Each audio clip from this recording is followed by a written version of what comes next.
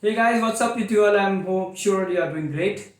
Nowadays there's a lot of talk of emerging career trends. So web application development or cloud-based work, DBAs or sysadmins, or it's all about the web application development or Android apps, or do we think about something else, or is there some hybrid approach?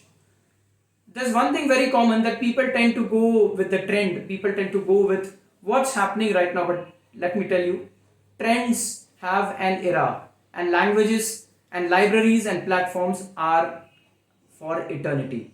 So, what you should choose, which libraries, what languages will help you grow your career more, and which way you should actually go, what's your comfort, your compassion, what's your consistency in development.